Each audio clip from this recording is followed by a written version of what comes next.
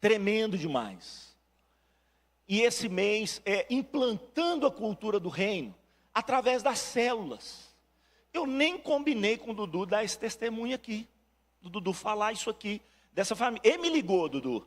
Eu falei, rapaz, você tem que dar esse testemunho. Ele falou assim, pastor, eu estou morrendo de vergonha, eu não vou falar nada. Aí nós estamos preservando os pais, a identidade dos pais, né? E não pode falar da criança também, porque senão você sabe quem são os pais.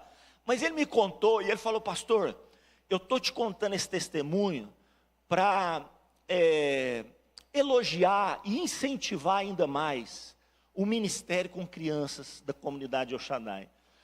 Essa pessoa se batizou esse ano, a família veio para a igreja esse ano, e ele deixou esse registro. Olha, parabeniza o trabalho que vocês estão fazendo com as crianças, tanto no ministério com crianças final de semana, quanto também nas células. E esse desafio tem sido tão importante, tão tremendo.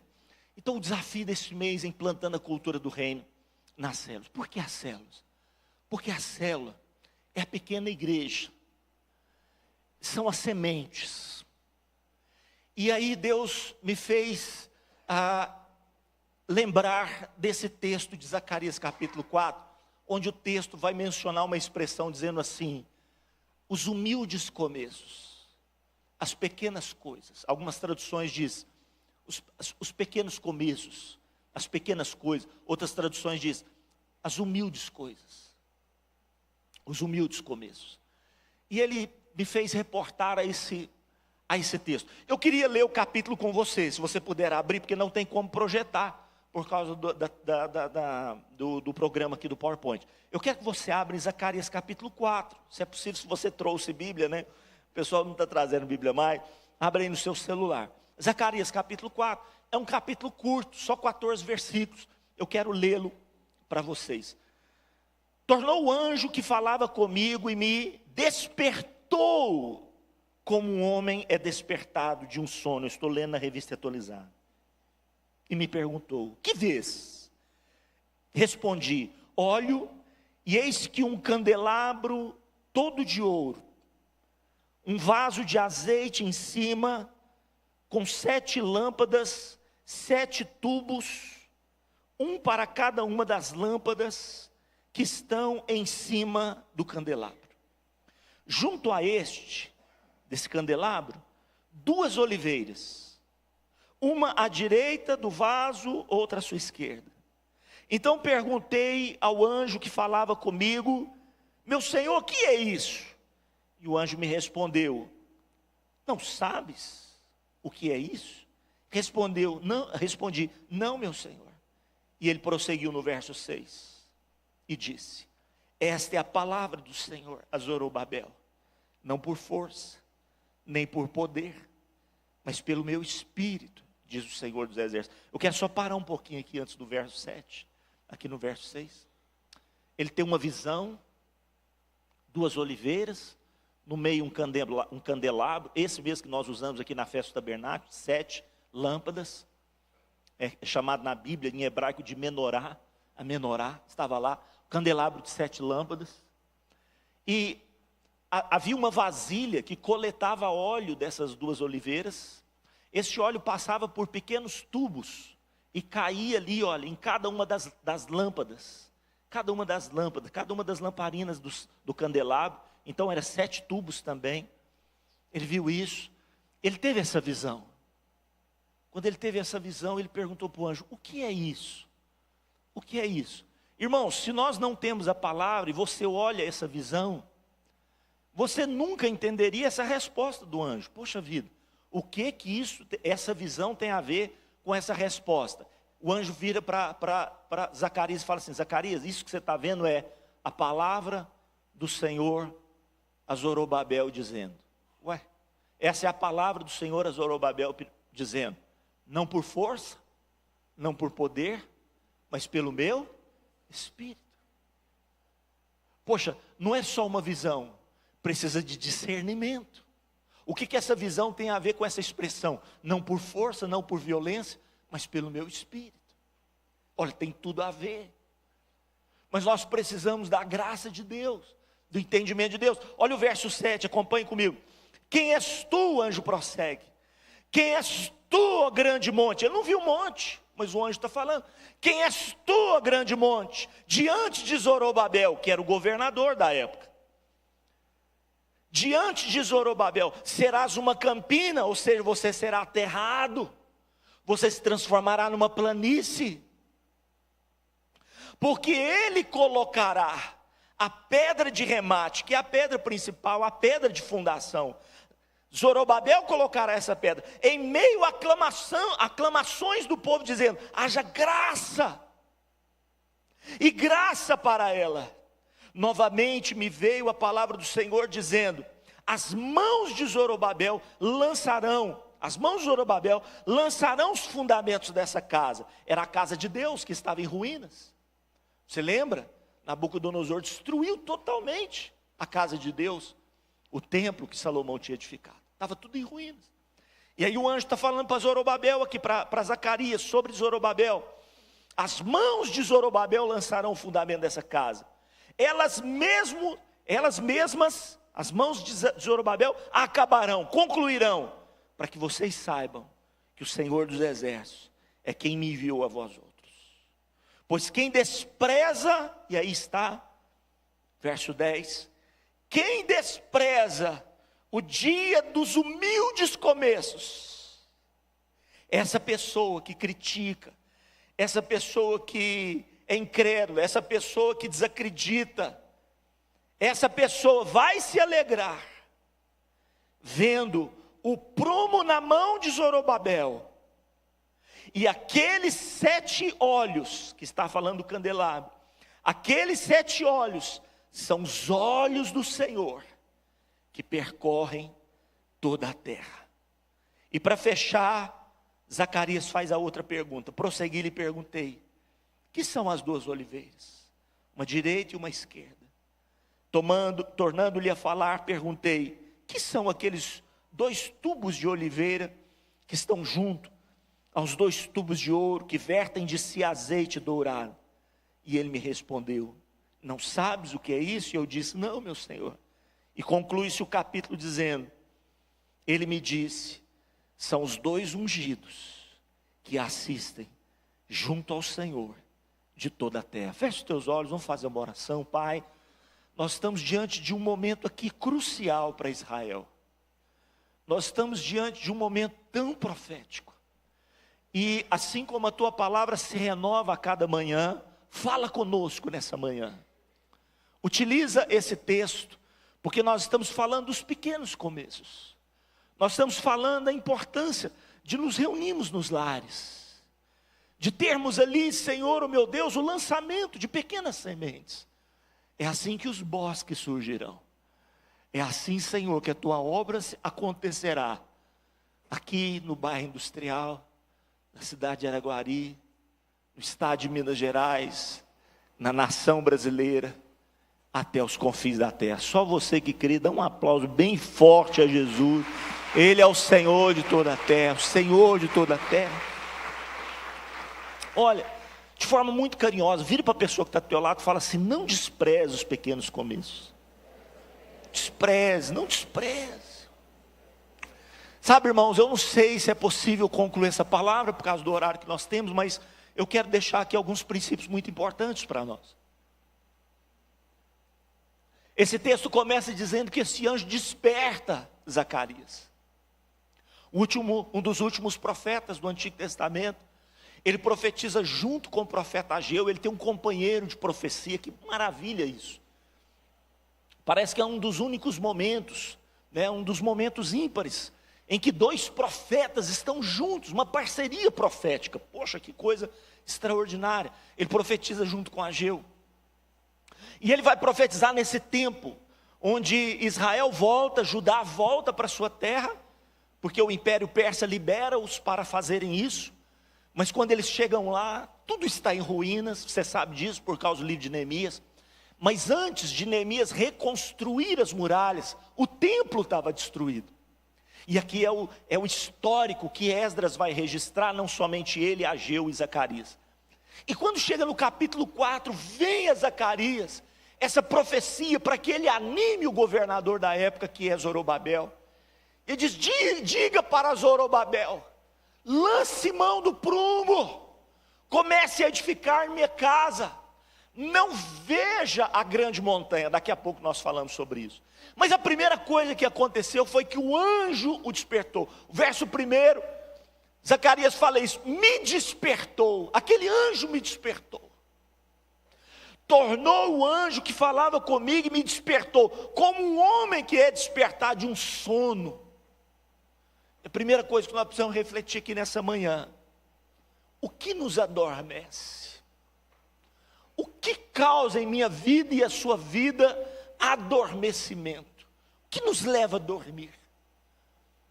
O que nos leva a permitir com que situações tão importantes passem das nossas vidas, porque nós somos pegos desprevenidos? Irmãos, eu quero citar algumas coisas. Primeira coisa que me leva a mim e a você ao cansaço. Poxa, pastor Elton falou isso aqui semana passada sobre a figueira, não é isso, pastor Elton? A figueira, lugar de descanso. Então a primeira coisa que nos leva ao sono, a esse adormecimento, é o cansaço, é o ativismo, são as atividades múltiplas, é a não gerência e administração do tempo que Deus nos deu. O tempo, um dia Deus vai me dar graça para nós escrevermos esse livro sobre procrastinação. Mas pensa sobre isso: o tempo é o agente mais democrático que existe em toda a terra. Se eu virar para o Juliano, por exemplo, perguntar: Juliano, quanto tempo você tem por dia? Quantas horas você tem por dia? Ele vai ter que me responder: 24 horas, sim ou não? 24 horas. Se eu pergunto para o Felipe: mas o Felipe, você quer ver? Felipe, quantas horas você tem no dia? Pode responder, você está mais perto. E quantas horas você tem no dia? 24 horas. Se eu pergunto para você, Lucas, quantas horas você tem no dia? Quantos aqui tem 24 horas no dia? Levante a sua mão, deixa eu ver. Algumas pessoas não levantaram a mão. Depois eu quero chegar em você e te perguntar: como que foi isso? Como que foi isso? Pastor Carlinhos, por que essa pessoa não levantou a mão? Porque ele está adormecido, ele está cansado. Você veja que numa palavra de domingo pela manhã, tem pessoas como o Dudu falou. Uma coisa é, como é que é, Dudu, que você usou? Uma coisa é vir, outra coisa é estar na igreja. Tem pessoas que estão, mas só de corpo presente. O espírito e a alma estão em outro lugar. Então, nós precisamos refletir sobre isso. Quantas vezes nós somos pegos desprevenidos, porque não administramos bem o tempo que Deus nos deu. Todos nós temos 24 horas. Então, alguns especialistas dizem, as 24 horas seriam melhor administradas por cada um de nós, se as dividíssemos em 3 tempos, de 8 horas. 3 vezes 8, 24. E eles dizem, 24 horas são as horas das suas atividades, do seu trabalho. Poxa, isso corresponde à nossa realidade brasileira. Quantas horas que o trabalhador tem que trabalhar por dia? 8 horas. Poxa vida, já bateu. São as horas das atividades. 8 horas. Hoje, com tanto benefício que o trabalhador tem, ainda tem que descontar a hora de almoço. Mas vamos colocar as 8 horas de trabalho. Não dá 8 horas, mas vamos colocar 8 horas de trabalho. E aí você tem mais 2 tempos de 8 horas. As próximas 8 horas, as pessoas que falam sobre administração de tempo dizem, essa é a hora do investimento familiar. Essa é a hora em que você deve aproveitar bem o seu tempo com a sua família. Poxa, mas 8 horas. Eu não sei se você gasta 8 horas com a sua família. Ninguém gasta 8 horas com a família. Porque nós inventamos coisas demais, irmãos. Nós inventamos coisas demais. 8 horas é hora de você ver seus filhos, brincar com seus filhos, verificar se eles foram na aula, quais são as suas tarefas, se eles corrigiram as tarefas, ajudar a esposa a preparar ali uma jantinha caprichada, porque muitos não podem almoçar juntos, mas agora uma janta nós podemos jantar juntos como família. Poxa vida, é o momento de investir na vida espiritual da minha família, fazer um culto de lar, ou participar de uma célula. É um investimento na família, é um investimento no lar. Às vezes você combina com a sua família, olha, eu preciso, para que eu melhore, eu preciso investir no curso, eu preciso estudar. Eu posso fazer um curso EAD, preciso sair de casa, eu posso fazer um curso EAD. Ou caso eu precise fazer uma faculdade, eu vou administrar bem esse período. Mas são as 8 horas que eu tenho livres para lazer, para casa, ou para algum investimento que eu queira. Ninguém vai me cobrar nada naquelas 8 horas. E os administradores do tempo dizem assim, seria inteligente aquele que aproveitasse as últimas 8 horas para dormir e descansar. Agora eu pergunto para você, quem aqui dorme de fato, de forma saudável, 8 horas por dia, né? Tem alguém? Deixa eu ver, levante a mão. Algumas pessoas, mas a maioria das pessoas não conseguem dormir 8 horas. Por quê? Porque fica inventando coisa. Fica inventando coisa, porcarias, que não vão ter nenhum proveito. E gente, é lógico, tem pessoas que 7 horas para ela é suficiente. Já ganhou 1 hora a mais. 7 horas para ela vai ficar bem descansada. Ela ganha 1 hora a mais ainda. Poxa, que bacana isso. Mas não, irmãos. Tem que ficar na frente de uma televisão, atualizar-se na série, ficar mexendo no Instagram, ficar mexendo no WhatsApp. E aí vai perdendo esse tempo precioso. Do que é que nós falamos aqui, primeira coisa? Descanso. Nós precisamos descansar. Quem não descansa não trabalha direito no outro dia. Não trabalha direito. Alguém perguntou para o Guilherme lá na academia, estou citando o Guilherme porque eu passo um tempinho bom lá com ele, perguntou para o Guilherme, falou assim, poxa, mas como é que essa atividade com os seus filhos, no final de semana, é o tempo que vocês têm para descansar, né? Aí os meninos dormem até 10 horas, 11 horas, eles falam, não, os meus meninos no final de semana, que hora que eles acordam no final de semana, Guilherme? Que hora que é, Vanessa? 10 para 6.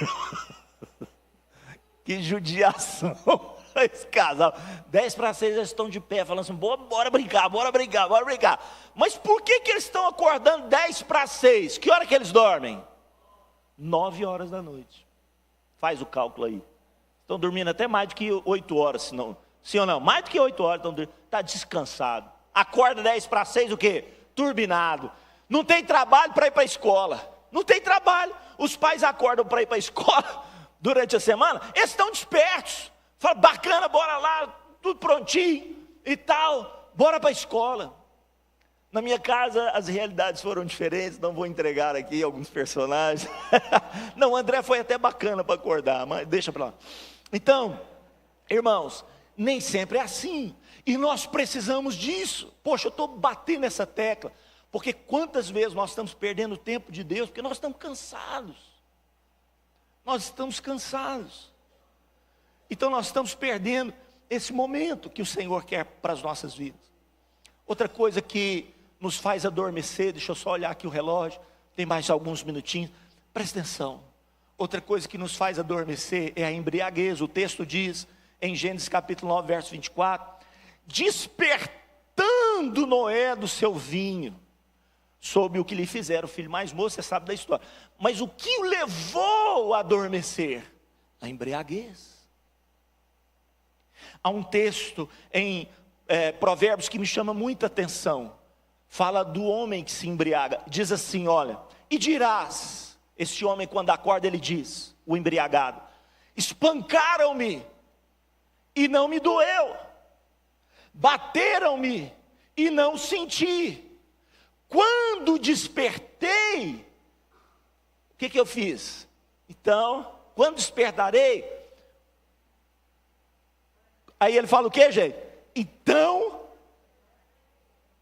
meu Deus do céu, essa pessoa, ela está fazendo da embriaguez um escape na sua vida. Muitas pessoas nem estão viciadas no vinho, no álcool, na bebida, em si mesmo, mas essa embriaguez é anterior a isso. É uma embriaguez na alma. A pessoa utiliza daquele subterfúgio para um escape. Poxa, ele está sofrendo penalidades terríveis. E ele diz, não, vou voltar a beber novamente. E eu te pergunto, talvez você parou de beber cervejinha. Mas quantas coisas ainda nos embriagam? Quantas coisas ainda nos encantam? Quantas coisas ainda nós estamos perdendo tempo com aquilo? Nós estamos perdendo tempo, desperdiçando, jogando fora esse tempo precioso que Deus nos deu, nos embriagando, perdendo a nossa lucidez. Lucidez. Aí, irmãos, um país em confronto ideológico como o nosso, você não sabe o que fazer, porque muitas vezes eu e você estamos embriagados com tanta bebida que tem sido oferecida nas mídias sociais. Estamos embriagados com as opiniões de tantas pessoas. Não sabemos o que pensar, não temos um senso de juízo, de crítica, porque não preservamos a nossa lucidez. Quando há uma discussão, o pau quebra. O pau quebra porque você já discutiu com um bêbado. O pau quebra. A pessoa perde a razão, ela perde a lucidez, ela não sabe colocar as palavras. Entrevistaram um agente do BOPE, já aposentado. Poxa, a repórter engasgou porque ele manteve a lucidez. Ele foi atiçado com algumas perguntas. Uma delas foi o seguinte: olha, mas você não acha estranho demais o número de civis que morreram?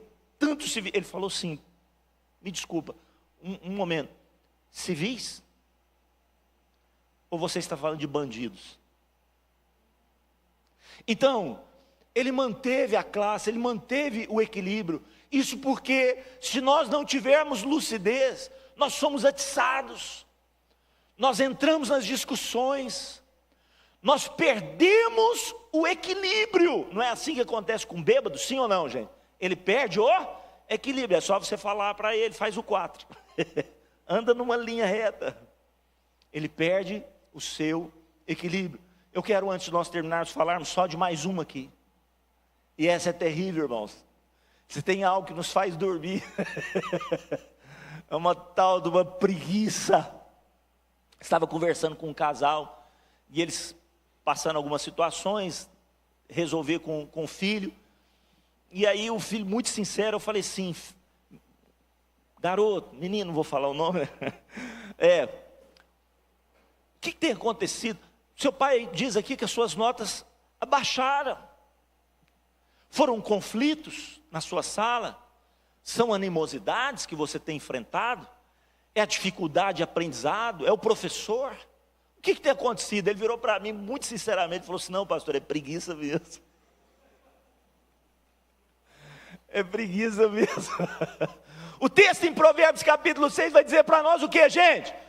Ó preguiçoso, até quando? Parece que é um desespero de Deus. Até quando ficarás o que, gente?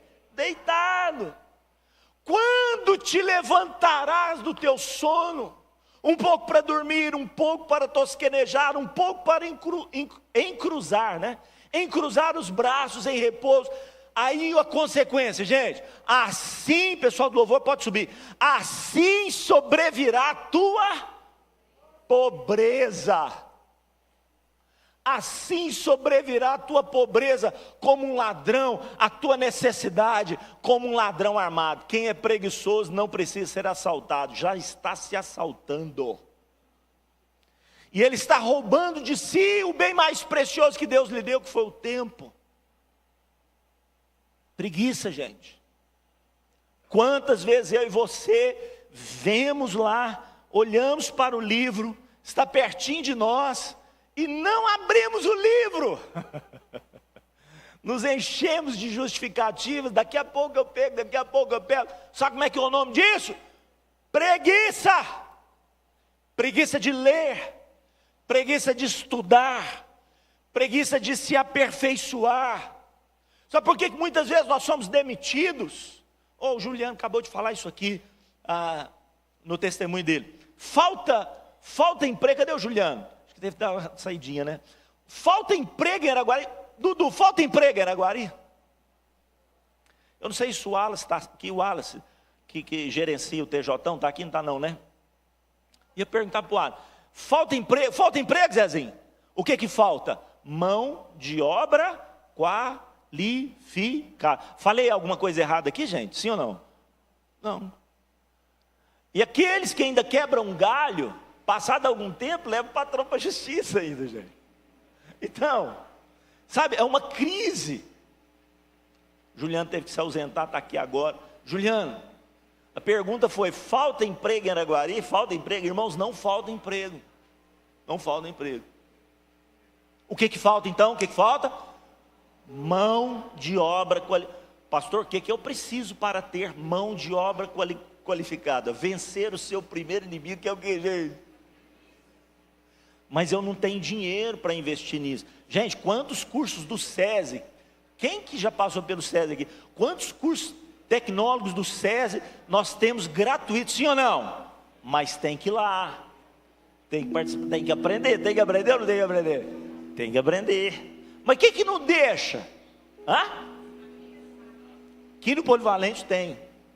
Nós temos um pastor aqui da cidade, vou me lembrar o nome dele, tem uma oficina na saída para Uberlândia. Na verdade lá não pode ser saída porque é vinda, né?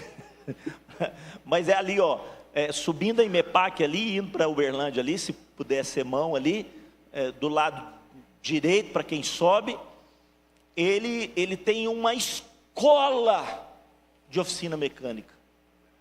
Uma escola de oficina mecânica. Alexandre trabalha com construção civil. Falta mão de obra, aliás, falta emprego na cidade de Araguari. Falta emprego, Alexandre. Mas mão de obra qualificada, falta ou não falta? Vamos ficar de pé nessa manhã. Poxa, às vezes a palavra para você não foi tão espiritual, mas Deus precisa nos acordar. Eu quero que Deus te acorde nessa manhã. Sabe, nós precisamos despertar. Nós não podemos perder o nosso tempo. Você entende isso, irmãos? Não podemos perder o nosso tempo. Ouça aqui comigo. Eu já vou te liberar.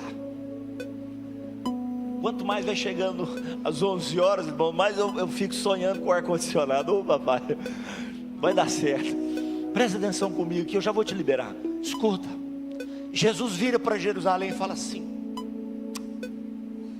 Jerusalém, Jerusalém, você mata os teus profetas, você apedreja aqueles que te são enviados. Por que você faz isso? Porque você perdeu o tempo da tua visitação. Guarda essa palavra. Por que eles assassinaram Jesus? Porque eles perderam tempo. Jesus falava para eles: vocês olham para o céu e sabem quando vai chover e quando não vai chover. E vocês olham para as escrituras e não conhecem o tempo de vocês. Poxa, isso para Jesus era muito triste. Eles perderam o tempo. Feche os teus olhos. Comece a orar pela sua vida, sabe? Hoje é você que vai se colocar diante do altar de Deus. Você não vai interceder por ninguém a não ser por você. Você vai dizer para o Senhor: Senhor, tem misericórdia de mim. Você vai dizer para o Senhor nessa manhã: Deus, me ajuda. Eu preciso ser despertado. Envia o teu anjo. Meu Deus, traz sobre a minha vida o teu despertamento. Fala para o Senhor nessa manhã, diga para Ele: Senhor, eu preciso acordar. Eu preciso acordar. Eu queria, antes de nós terminarmos, cantarmos uma canção. A carta escrita vai nos ajudar aqui. Nós vamos cantar essa canção. Nós vamos pedir para que o Senhor tenha misericórdia de nós. Nos ajuda, sabe? O anjo me despertou como um homem que é despertado do seu sono. Quantas vezes, irmão, nós estamos dormindo acordados? Estamos dormindo acordados. Vamos pedir para Deus nessa manhã, vamos cantar, vamos adorar a Ele. Dobre os joelhos e o coração, Espírito nos quebrantar. Faz isso por nós nessa manhã. Nos afastamos de todo o mal. Nós precisamos de Ti. Deixamos a iniquidade. Estenda as mãos e diga: Dê-nos mãos limpas, puro coração. puro coração. Nos ajuda, Jesus. Não nos deixe cair em vaidade. Dê-nos mãos limpas. Dê-nos mãos limpas, Puro e o coração. puro coração. Senhor, não nos deixe. Não nos deixe cair em vaidade. Faça essa oração por você mais uma vez. Eu dobro os joelhos e o coração. Dobre o joelho, Meu Deus querido, e o coração. peça para Ele. Espírito nos quebrantar. Nós queremos nos afastar de tudo que nos traz sono, tudo que nos adormece, De todo o mal. tudo que nos embriaga. Deixamos a iniquidade. Levante as mãos a Ele e diga: Temos mãos limpas e o puro coração. Senhor, não nos deixe, meu Pai. Não nos deixe cair em vaidade. Dê-nos mãos Temos limpas. mãos limpas Meu Deus, e o puro coração. por favor, Jesus amado, Não nos deixe cair em vaidade. Oh, deixe-nos ser a geração que te buscar. Nós queremos E ser. buscar tua face, ó Deus de Oh, Jacó. Pai amado, Oh, deixe-nos ser a geração que te buscar. E buscar tua face, ó Deus de Jacó. coloque a mão sobre o teu coração. Ore comigo. Senhor Jesus, tem misericórdia de mim. Ajuda-me a acordar, a despertar. Peça para Ele assim, ó: abra os olhos do meu coração. Tira de mim toda cegueira espiritual. Traz sobre a minha vida discernimento, que eu possa ver com os teus olhos. Nessa manhã, a minha vida eu rendo em tuas mãos.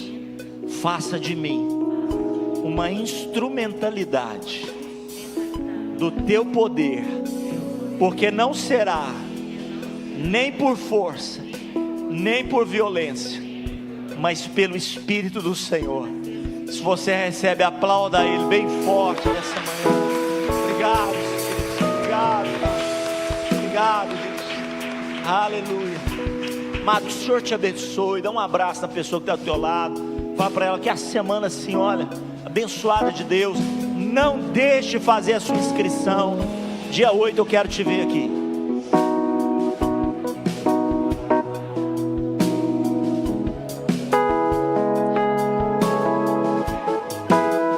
Temos mãos limpas e o